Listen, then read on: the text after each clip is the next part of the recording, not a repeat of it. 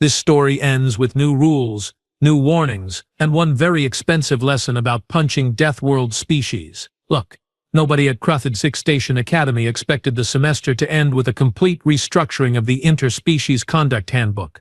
But here we are, and it all started because Vexthorin Salakit, that absolute monument to unearned confidence, decided to put his manipulator appendage where it absolutely did not belong. Galactic Station Academy, for those not familiar with the institution, sits at the crossroads of 17 major trade routes and serves as the premier educational facility for the Galactic Council's elite offspring. We are talking about the children of ambassadors, corporate magnates, military commanders, and the occasional hereditary monarch who still thinks titles matter in the 34th century. The tuition alone could fund a small colony for 3 years.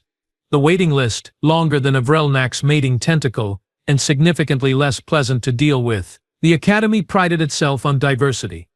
63 species represented in the student body, state-of-the-art environmental controls that could shift from methane-rich atmospheres to aquatic chambers in under 4 minutes, cuisine from across known space. Though the less said about the Glorthian nutrient paste, the better. Everyone got along. Everyone followed the rules. Everyone understood the delicate social hierarchy that kept hundreds of apex predators, hive minds, and silicon-based philosophers from turning the dormitories into a war zone. Then the humans showed up. The cafeteria on sub-level 9 catered to oxygen breathers with carbon-based biology, which meant it was always packed during third meal rotation. Vexthorin held court at the central table, as was his custom. The Salakit species stood roughly 8 feet tall, built like someone had decided to stack muscle on top of bone on top of denser muscle, then wrapped the whole thing in gray-blue hide that could stop most small arms fire. Their homeworld pulled nearly 3 times standard gravity, which meant Vexthorin could, and frequently did, treat most other species like particularly fragile furniture. Cassidy Morgan stood in the food distribution line, tray in hand, minding her own business. She was new. 3 weeks into the semester, part of the human integration program that the Galactic Council had pushed through over significant opposition. Nobody knew quite what to make of humans yet. They looked harmless enough. Soft skin. No natural armor. No claws or fangs worth mentioning. Bipedal, which was common enough. They came from some backwater planet called Earth, recently declared a protected Deathworld, though everyone assumed that was political classification inflation to get them a seat at the table. The argument started over something stupid. It always does. Vexthorin wanted the last serving of something called chocolate cake, apparently a human delicacy that the kitchen staff had prepared as a cultural accommodation. Cassidy had reached it first. Words were exchanged. Vexthorin, surrounded by his usual crowd of sycophants and hangers-on, clearly felt his reputation required defending, so he shoved her. Not hard, by his standards. Just a casual backhand to the shoulder, the kind of dismissive gesture he had used on dozens of other students who did not understand their place in the social order. The kind of move that said, "I am bigger, I am stronger, and you will move." Cassidy did not move. She turned, slowly, and looked at him. Really looked at him. Her facial expression did not change. She did not raise her voice. She simply stood there, holding her tray, with chocolate cake that she had fairly claimed, and stared. Vexthorin, interpreting this as defiance rather than the warning it actually was, made his second mistake. He reached out with his primary manipulator, intending to physically remove her from his path. His appendage connected with the side of her head. The sound echoed through the cafeteria, a solid thwack that made everyone within 20 feet stop eating, stop talking, stop breathing. 300 students from 40 different species froze in place, waiting to see the inevitable result. The fragile human would crumple. Medical would be called. There would be an incident report. Vexthorin's family would make some donations. Life would continue. Cassidy's head moved approximately 4 degrees to the left from the impact. Then she straightened up, rolled her neck once, twice, and locked eyes with Vexthorin. She smiled. It was not a friendly smile. Vexthorin, for the first time in his privileged, gravity-fed life, felt something unfamiliar crawl up his spine. His manipulator throbbed.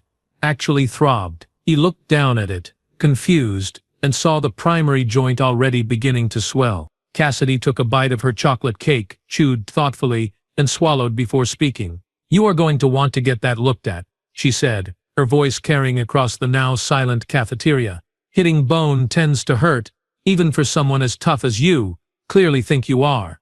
Then she walked away, leaving Vexthorin standing there, cradling his rapidly swelling appendage, while 300 pairs of eyes from 40 species watched his face cycle through confusion, pain, and the dawning realization that he had just made a catastrophic error in judgment. The silence lasted exactly 5 more seconds before the cafeteria exploded into noise. Security Chief Brontahal arrived at Sub-Level 9 cafeteria within 90 seconds of the alert, which was impressive considering he had 6 legs and the turbolift was undergoing maintenance. He was a Kefrit, built low and wide, with sensory organs that could detect emotional pheromones from 3 corridors away.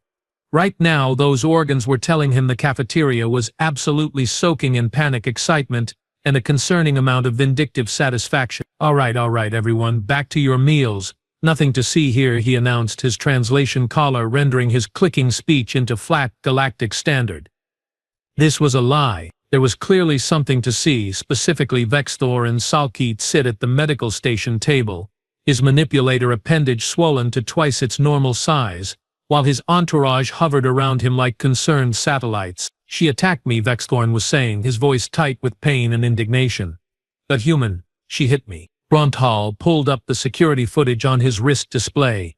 He watched once, twice, a third time because his brain refused to process what his sensory organs were clearly showing him. He zoomed in on the impact point, enhanced the audio, checked the timestamp to make sure this was not some student prank with edited video. No, Vexthorin had definitely struck first, and the human had definitely walked away without so much as a stumble. "You are going to want to revise that statement," Bronthal said slowly. "What I am seeing here is you initiating physical contact with another student. Twice." The crowd of students had not dispersed. If anything, it had grown. Pipariska, one of Vexthorin's usual associates, a slim Varanthi with excellent pattern recognition, was furiously scrolling through her datapad. Her face, or what passed for it, had gone pale. "Oh no," she whispered.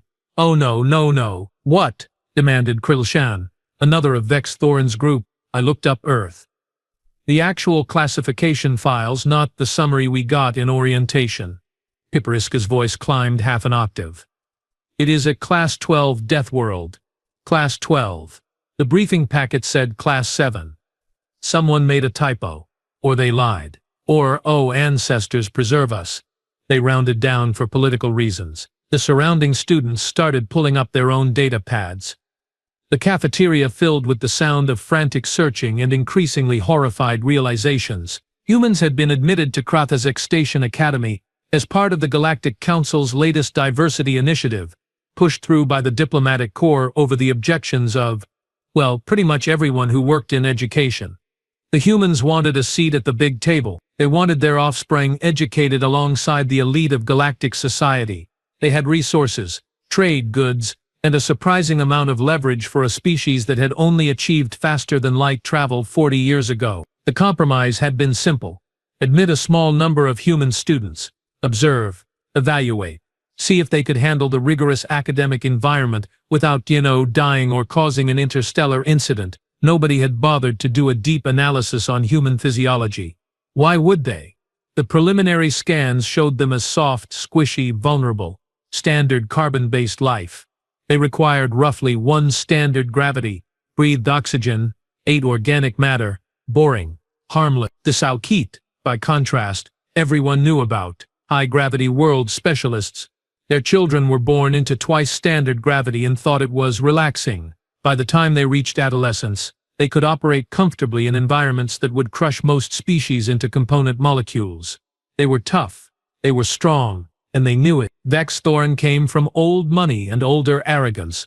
His family held significant mining interests across 4 systems. They donated generously to the academy. They expected, quite reasonably from their perspective, that their son would be treated with appropriate deference, that he would dominate socially and physically, as was his birthright. That birthright was currently throbbing in time with his circulatory system while a medical drone scanned it and made disapproving beeping sounds. Headmaster Quilnrex received the incident notification while in the middle of a virtual conference with the Board of Governors. He was a Threndil, a species known for diplomatic skills and the ability to see 12 moves ahead in any political scenario. Right now, he was seeing exactly 0 good outcomes from what his datapad was telling him. "Excuse me," he said to the board members, his 4 eyes rapidly cycling through colors that indicated stress. "We have a situation." He read the preliminary report, then the security footage transcript. Then he put his primary manipulators over his face and made a sound that the translator struggled to render, settling on profound dismay with undertones of existential dread. "Get me everything we have on human physiology," he said to his assistant.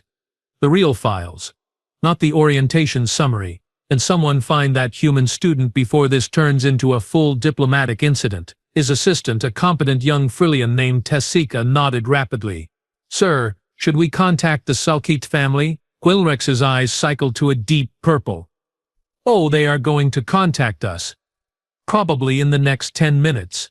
Prepare the shielding for my communication console. This is going to get loud." Back in the cafeteria, Cassidy Morgan had found a quiet corner table and was finishing her chocolate cake. She had her datapad open, working on what appeared to be homework for Xenobiology 301. She looked utterly unconcerned with the chaos she had inadvertently triggered. Brontal approached carefully, his sensory organs picking up absolutely nothing from her. No fear, no aggression, no elevated emotional state whatsoever. "Miss Morgan," he said, "I am going to need you to come with me." She looked up, swallowed her last bite of cake, and nodded. "Sure. Am I in trouble?" "That," Brontal said slowly, "is an excellent question. I genuinely do not know yet." The medical bay on level 4 was designed to handle every major biological classification in the known galaxy. It had isolation chambers, regeneration tanks, biochemical synthesizers, and one very tired Dr. Hellanth, who had been 3 hours away from end of shift when the alert came through. Dr. Hellanth was a Prixian, which meant she had excellent fine motor control, 6 specialized sensory organs, and absolutely 0 patience for stupidity. She had been working at the academy for 12 years.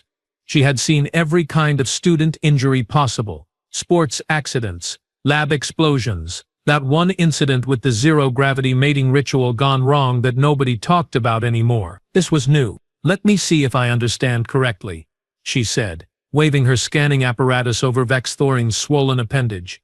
"You struck this human student, with your primary manipulator, at approximately 40% of your full strength. I barely touched her," Vexthorin protested, though his voice cracked slightly. The pain medications were helping, but not enough. It was nothing. A tap. She should have moved. Dr. Hellanth pulled up the scan results on her display. Her sensory organs, all 6 of them, focused on the data. Then refocused. Then she made a whistling sound that her species used to indicate profound confusion. "Your primary metacarpal joint is fractured. The secondary support structure is cracked in 3 places. You have severe tissue damage, consistent with high-velocity impact against a dense, unyielding surface." "That is impossible," Vexthorn said flatly. "I am Salkite. Our bone structure can withstand 12 times standard gravitational pressure. Our striking force is measured in the thousands of pressure units. She is human. They are soft. Everyone knows this." "Everyone," Dr. Hellanth said slowly, "appears to have been working with incorrect data." She pulled up Cassidy's scan on the adjacent display. The human sat on the examination platform, legs swinging slightly, looking about as concerned as someone waiting for public transportation. Dr. Hellanth had run every diagnostic she could think of. "Twice. Miss Morgan," she said carefully, "you have a mild contusion on the left temporal region, approximately 2 centimeters in diameter. Minor capillary damage, no concussion, no structural damage, no neural trauma." She paused. "How are you feeling?" "Fine," Cassidy said. "Little annoyed I dropped my cake during the walk over here. That was the last piece." "You dropped your cake?" Dr. Hellanth repeated the words like they were in a language she had not yet learned. "You were struck by a Sulkite with enough force to fracture his own appendage, and you are concerned about cake. It was really good cake." Vexthorin stared at her. Really stared. The pain medication was making everything slightly fuzzy, but even through the chemical haze, his brain was trying to process something that did not make sense. Could not make sense. He had hit her. He had felt the impact. She should be in the regeneration tank, not sitting there complaining about dessert. "What are you?" he asked, and his voice came out smaller than he intended. Cassidy tilted her head, considering the question. Human. Exchange student. Xenobiology major. Currently pretty hungry because someone made me miss dinner. Security Chief Bruntal, who had been standing quietly in the corner reviewing footage and incident reports, cleared his throat. Dr. Helent, can you explain what happened here? In terms that those of us without medical degrees can understand. Dr. Helent pulled up a comparative analysis on the main display. Salkeet's skeletal structure, while impressive, is optimized for their home environment. High gravity, yes, but within predictable parameters. Their bones are dense, their muscles powerful, but they evolved in a stable environment with consistent physical laws. She highlighted Vexthorin's scan. When this student struck Miss Morgan, he expected her skull to have approximately the density and give of, say, a Varanthi or Frillian cranial structure, something that would absorb impact, deform slightly, allow for force distribution. She pulled up Cassidy's skull scan. Even to non-medical personnel, the difference was visible. The bone density was ridiculous. The structural integrity looked like something you would find on armored vehicles, not organic life forms. Human skeletal structure evolved on a death world with highly variable and often extreme environmental pressures. Their bones are not just dense, they are engineered through millions of years of evolution to withstand catastrophic impact, rapid acceleration, and persistent high-stress loading. Miss Morgan's skull did not deform. It did not flex. It did not give at all. Dr. Helent zoomed in on the impact point. When Vexthorin struck her, it was functionally equivalent to striking a Durasteel bulkhead. With his bare manipulator, at speed, the room went very quiet. But she is so small, Vexthorin said weakly. She looks fragile. Yes. Well, apparently looking fragile and being fragile are two entirely different things. Dr. Helent closed the displays. Your species evolved to handle high gravity. Miss Morgan's species evolved to survive high gravity, extreme temperature fluctuations, aggressive megafauna, pandemic-level diseases, and according to this file I just pulled up, something called Australian wildlife, which I am not going to think about too hard because it is giving me anxiety. But the orientation material said humans were Class 7. Piperiska's voice came from the doorway. She had followed them to medical data pad clutched in her manipulators.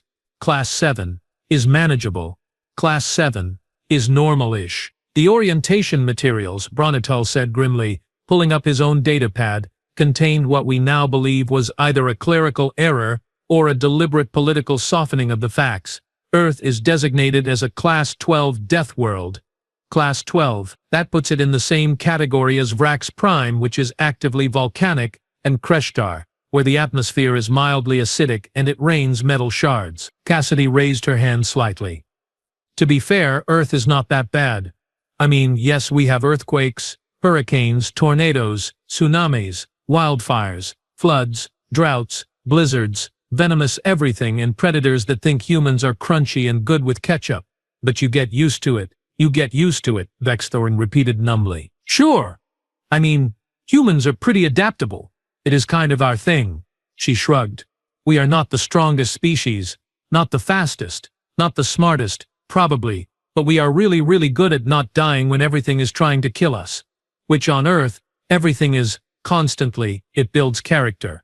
Dr. Helent made a note on her datapad. I am going to need to completely revise the human medical protocols, and possibly requisition stronger pain medication. For everyone else, when they realize what humans actually are. Vexthorin looked at his swollen, fractured appendage. Then at Cassidy, who was checking her own datapad for messages. Then back at his appendage. I need to contact my family, he said quietly. Yes, Brontal agreed. Yes, you do. Because this is going to get complicated. The student network at Kratzik Station Academy could distribute information faster than a quantum data burst. By the time Vexthorin was released from medical with his appendage in a regenerative cast and a prescription for heavy-duty pain suppressants, every single student in the facility knew what had happened. Most of them had seen the footage. All of them had opinions. The Varanthi students, typically confident in their own intellectual superiority, were huddled in the library running calculations. Piperiska had become an unofficial spokesperson, her datapad connected to the main display while a crowd gathered. Okay, so Earth's gravity is 9.8 meters per second squared, she said, manipulators flying across her pad. That is almost exactly one standard galactic unit, which is why nobody thought twice about it. But look at this. She pulled up a comparative chart. Our homeworld, Verath, 0.7 standard. Frilla, 0.6. The Kefrit homeworld runs at 0.85. Even the Salakit, who everyone thinks are these unstoppable juggernauts, evolved on a world with 2.7 standard gravity. So what? Quilshan said, though his voice lacked its usual confidence. 1 standard gravity is normal. That is the baseline. That is the baseline we use for station construction, you absolute fool, Hippariska snapped. Because it is the mathematical average across council member species. But it is not actually normal for most of us. Humans do not live at the average. They live at 1 full unit, all the time. Since birth, their entire evolutionary history was spent at that pressure. She pulled up another chart, this one showing Earth's rotation, axial tilt, and orbital mechanics. And it gets better. Their homeworld has extreme axial tilt, which means dramatic seasonal variation, temperature swings of 40 degrees or more. Their atmosphere has oxygen levels that would be toxic to half the species here if maintained long-term. They have weather patterns that regularly produce wind speeds exceeding 200 kilometers per hour. And they just, deal with it? Build structures and complain about the forecast. A Frillian student named Quantal raised a delicate manipulator. Surely, the Deathworld classification is for the environment, not the inhabitants. Just because the planet is dangerous does not mean the species is. Piriska stared at him. The species evolved on the planet. They are shaped by it. Every single aspect of their biology is optimized to survive there. Their bone density, their muscle fiber composition, their cardiovascular system, their immune response, their brain chemistry that apparently makes them think charging at predators with pointed sticks is a reasonable survival strategy. She scrolled through more data. Do you know what the dominant predator on Earth was for most of their evolutionary history? Them. Humans. They are the apex predator on a Class 12 death world. Let that sink in. It was sinking in. Across the academy, in dormitories and common areas and study halls, students were having the same realization. The humans were not guests. They were not charity cases admitted for political reasons. They were survivors of an environment that would kill most galactic species within a solar rotation. The memes started almost immediately. Someone had edited the cafeteria footage to include dramatic music and slow motion effects. It spread across the student network with the caption, "When you forget to check the spec sheet." Another showed Cassidy's completely neutral expression with the text, "Oh no." Anyway, a third featured a comparison chart of skull density measurements with increasingly alarmed reactions from various species. The faculty response was more measured, but no less panicked. Professor Kelvin, who taught advanced physics, pulled up Earth specifications during his lecture and spent 40 minutes recalculating force equations while his students watched in fascinated horror. If we assume an average human mass of 70 kilograms, he said, writing equations on the display board, and consistent exposure to 9.8 meters per second squared throughout their development, then their musculoskeletal system is under constant load equivalent to what most of us experience during high-stress physical activity. Constantly. Every moment of every day. Their bodies think that is resting state. A student raised a tentacle. "Professor, does that mean when they are here on the station at 1 standard gravity, they are effectively operating at reduced weight?" Professor Kelvin's scales shifted to a pale color that indicated distress. Yes, it does. They are carrying approximately 15 to 20% less effective mass than their bodies are calibrated for, which means their strength-to-weight ratio here is, ancestors, significantly higher than on their home world. So Cassidy was not even trying, someone whispered from the back. "Miss Morgan," Professor Kelvin corrected absently, still staring at his calculations, was standing still and letting physics do the work. Vex Thorin struck an object with greater density and structural integrity than his own manipulator could withstand. The outcome was inevitable. Meanwhile, in Headmaster Quellerex's office, the communication console had not stopped flashing for 2 hours. The Salkut family had indeed made contact. Loudly, repeatedly, with increasing amounts of what the translator politely rendered as vigorous disagreement. "My son is the victim here," Matriarch Valkeet was saying, her image dominating the hollow display. She was impressive even by Salakit standards, nearly 9 feet tall, with ceremonial armor that probably cost more than the entire medical bay. He was assaulted by this human. We demand her immediate expulsion and full restitution for damages. Quillerex, who had now watched the security footage approximately 30 times, resisted the urge to disconnect the call. Matriarch, with all respect, your son initiated physical contact. The footage is quite clear on this point. He barely touched her. He struck her with sufficient force to fracture his own appendage. Quillerex pulled up the medical reports. Dr. Helenth's analysis is comprehensive. Your son attacked another student. That student defended herself by, and I am quoting the report here, existing in proximity to his fist. This is ridiculous. The Salkite have been members of the Galactic Council for 300 years. We have standing. We have reputation.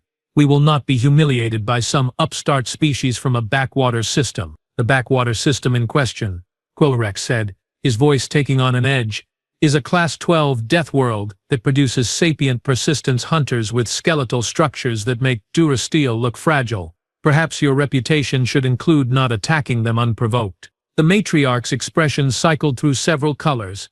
You are defending this human over my son. I am defending reality over convenient assumptions. Your son made an error, a significant one. The Academy will, of course, provide full medical support for his recovery, but there will be consequences for initiating violence against another student. We donate significantly to this institution. Yes, you do, and we appreciate it. But money does not change physics, Matriarch. Your son punched a human. He lost. Those are the facts. The call disconnected with what the system logged as excessive force to communication controls. Quillerex slumped in his chair and pulled up the enrollment files for the other human students. 6 more, scattered across various programs. All of them walking around with the bone density of armored personnel carriers, the muscle efficiency of high-performance machinery, and the casual durability of a species that thought natural selection was a fun challenge. We are going to need new insurance policies, he said to Tessica, and possibly warning signs. Do we have warning signs for humans? No, sir. Get some made. Something tasteful. Maybe caution. Deathworld species. Do not strike. Make sure it is in multiple languages. On the student network, someone had created a mock betting pool for the next human-related incident. The odds on another Salkite tries something stupid were surprisingly low. The odds on humans win interspecies athletics competition without trying were climbing rapidly. And in the cafeteria, at the same table where the incident had occurred, Cassidy sat with her datapad, working on homework, completely unaware that she had fundamentally altered the social dynamics of the most prestigious academy in known space by doing nothing more complicated than having a skull. The disciplinary hearing convened in the Grand Forum on Level 2, a space designed to accommodate multiple species in varying atmospheric and gravitational preferences. The adjudication panel consisted of 7 members representing the major student demographics, plus Headmaster Quillerex's chair. The gallery was packed.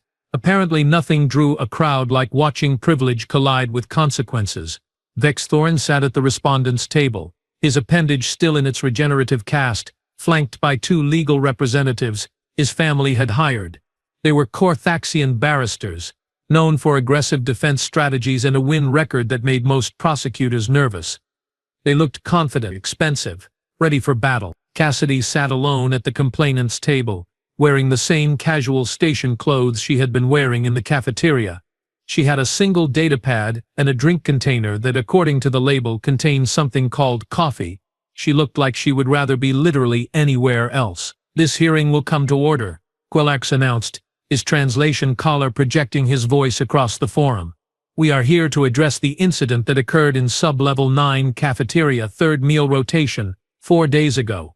The respondent, Vexthorn Salakit, stands accused of initiating unprovoked physical violence against fellow student Cassidy Morgan. How does the respondent plead? The lead barrister stood, all 4 of his arm appendages gesturing dramatically. Not guilty, Headmaster. My client maintains that this was a mutual altercation resulting from escalating tensions. Furthermore, we argue that my client is the injured party and deserves compensation for medical expenses and emotional trauma. A ripple went through the gallery. Someone made a noise that the translators struggled with, finally settling on derisive laughter. Very well, present your evidence. Quillerex settled back in his chair. This was going to be painful. The barristers presented their case. They showed testimony from Vexthorin's friends, all of whom carefully described the cafeteria argument as mutual and heated. They brought up Cassidy's newness to the Academy, suggesting cultural misunderstandings. They emphasized Vexthorin's injuries, showing medical scans of the fractures in loving detail. My client, the lead barrister said, is a model student from a respected family. He has never been involved in any prior disciplinary actions. This human, by contrast, has been at the Academy for mere weeks. Who is more credible here? Security Chief Brontal stood, his 6 legs clicking against the floor as he approached the central display. If I may, Headmaster, proceed. Brontal pulled up the security footage, unedited, complete with audio and 3 different camera angles. This is what actually happened. The forum watched in silence as Vexthorin casually backhanded Cassidy, watched her not move, watched him reach out again, watched him strike her head, watched him immediately recoil, cradling his appendage, watched Cassidy take a bite of cake and walk away. I count 2 instances of Vexthorin initiating physical contact, Brontal said. 0 instances of Cassidy Morgan responding with violence. She did not strike back. She did not threaten. She did not even raise her voice. She existed, and his appendage broke against her skull. That is not mutual altercation.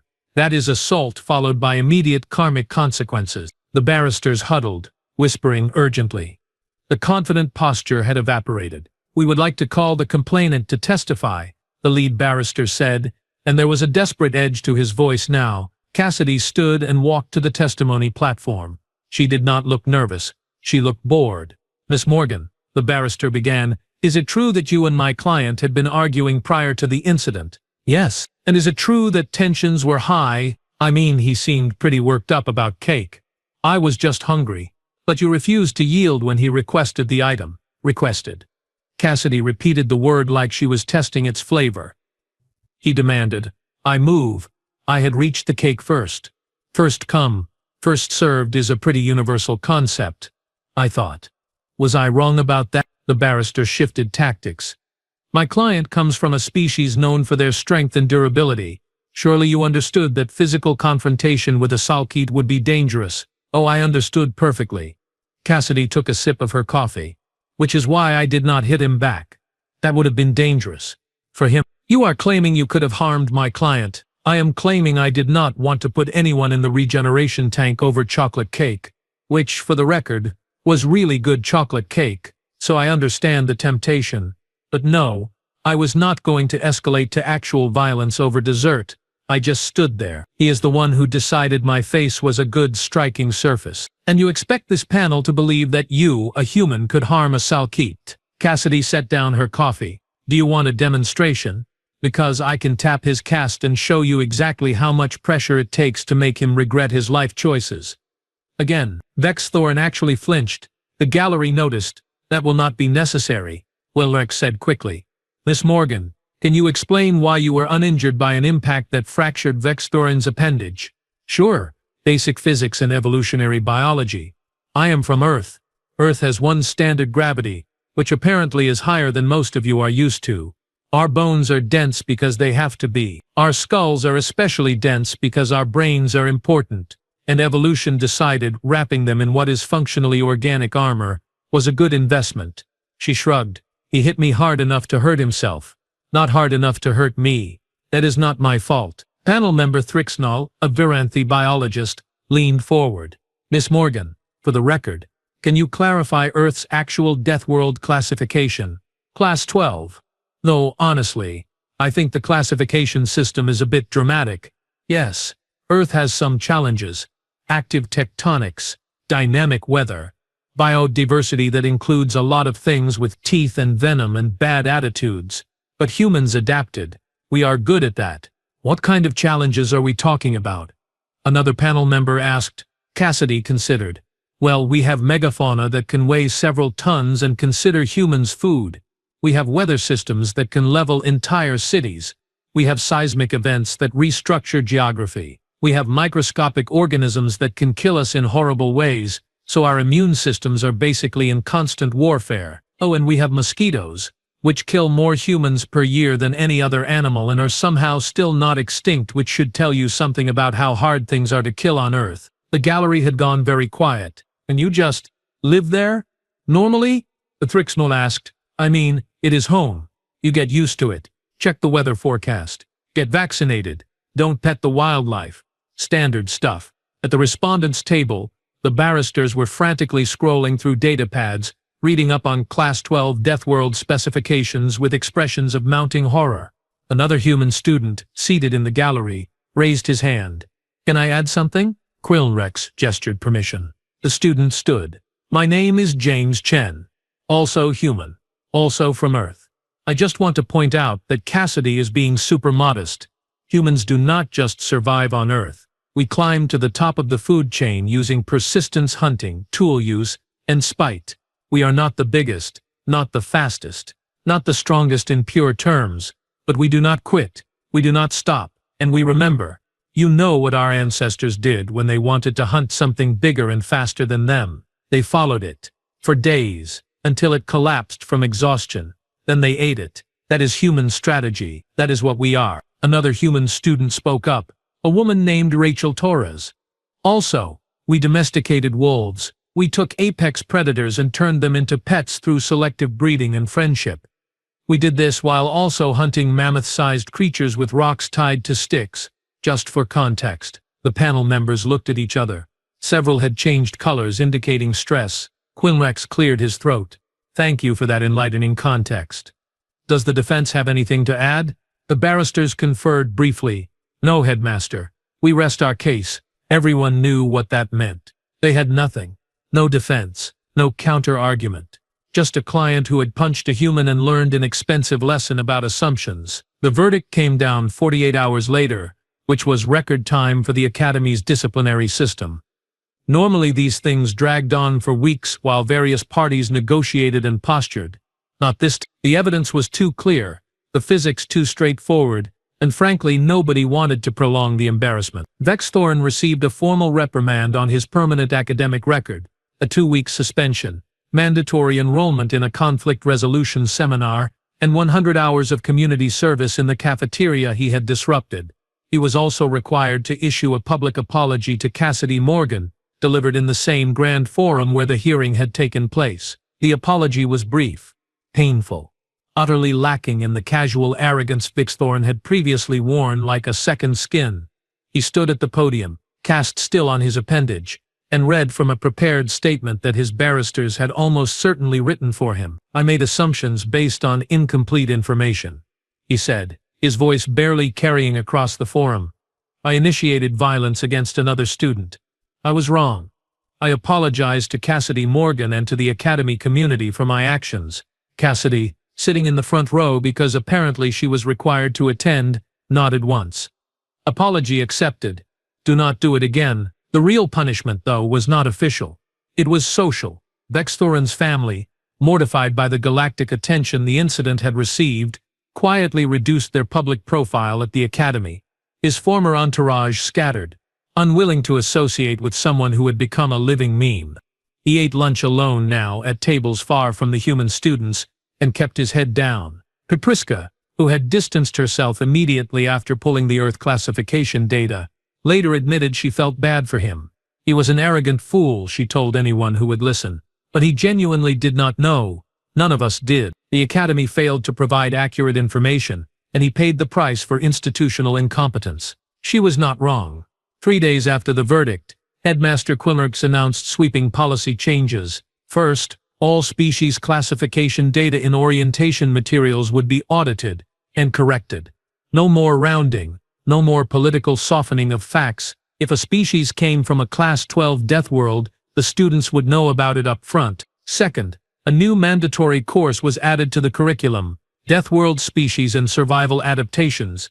It would cover not just humans but the handful of other species from extreme environments who had been similarly underestimated over the years. Professor Kelvin was tapped to lead it, despite his protest that he taught physics, not xenobiology. Physics is why their bones do not break, Quillerix told him. Physics is exactly what you need to teach. Third, and perhaps most significantly, The Academy established a formal exchange program for cultural education. Human students would give presentations about Earth. Other Deathworld species would share their experiences. The goal was understanding. The hope was fewer incidents of students punching each other and discovering uncomfortable truths about comparative anatomy. Cassidy Morgan became an accidental celebrity. She could not walk through a corridor without students staring, pointing, or occasionally asking for autographs. The student network had turned her into a legend. There were compilation videos of every time she appeared on security footage, usually just walking to class or studying in the library, with dramatic narration about Deathworld biology. She hated it. "I just want to study xenobiology," she told James Chen over lunch one day, her voice tinged with exhaustion. "I did not come here to be famous for having a skull. Everyone has a skull. Mine just happens to be denser because my ancestors lived somewhere with actual gravity and predators that thought bipedal apes looked delicious. You could lean into it," James suggested. "Start a vlog. Humans explain Earth. Monetize the fear and fascination." "Absolutely not. That sounds exhausting." She poked at her food, some kind of Varanthi grain dish that was nutritious but bland. "I miss Earth food. Real Earth food. With spices that would probably hospitalize half the students here." The capsaicin thing, she agreed. "I tried to explain to my Frillian roommate why humans eat peppers that cause chemical burns in our mouths for fun. She looked at me like I had confessed to recreational self-harm. I mean, technically it builds character." The other human students had adapted differently. Rachel Torres had started a combat sports club and was teaching interested aliens about human martial arts.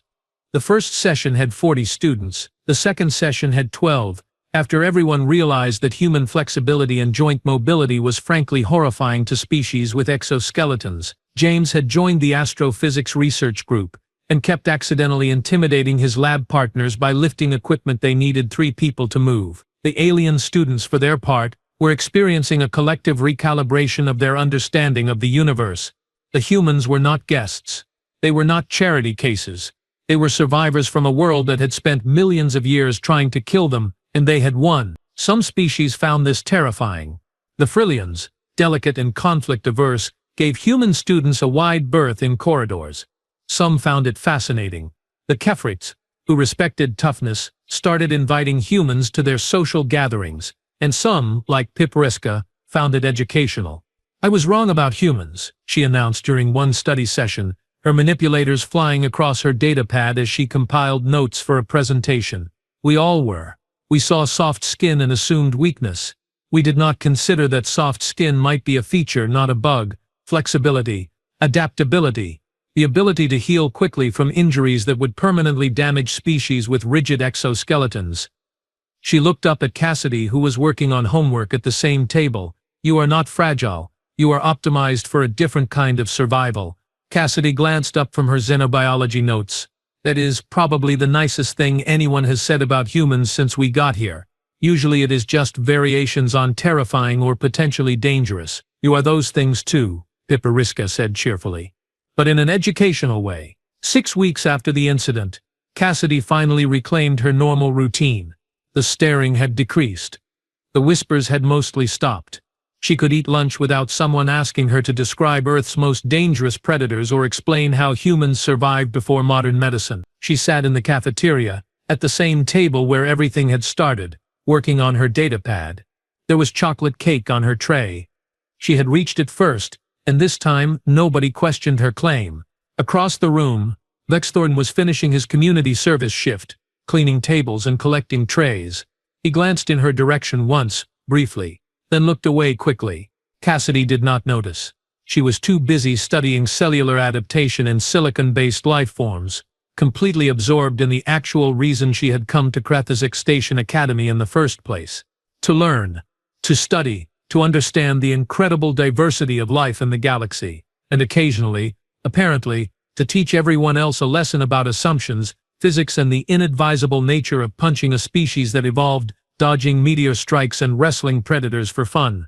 But mostly the learning thing. That was the part that mattered. Maybe the question is not why humans are so hard to break. Maybe the real question is why, after surviving a world that tried to kill them every day, they still choose restraint over rage. If strength was only about violence, Earth would never have lasted this long. So, ask yourself, would you trust the species that can fight or the one that chooses not to?